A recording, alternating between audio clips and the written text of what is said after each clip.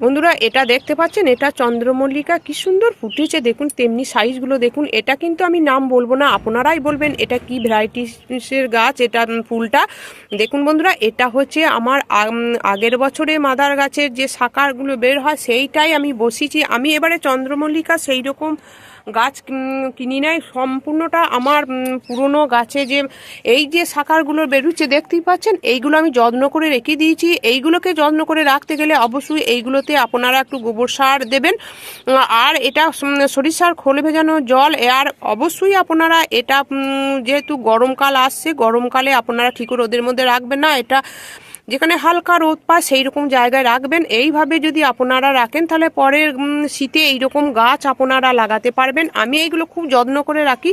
আমি খুবই এবারে একটাও আমি এবার চন্দ্রমল্লিকা গাছ আমি কিনি নাই টাকা খরচা করে, এইগুলো যত্ন করে রেখে বছর পর বছর যদি আমরা এরকম গাছ লাগাতে পারি তাহলে আমাদের অনেকটা টাকা সাশ্রয় হয়, আর ছাদ বাগান ভরে যাবে। নিজের হাতে তৈরি করা চারা থেকে গাছ লাগানো কত সুন্দর লাগে দেখুন বন্ধুরা।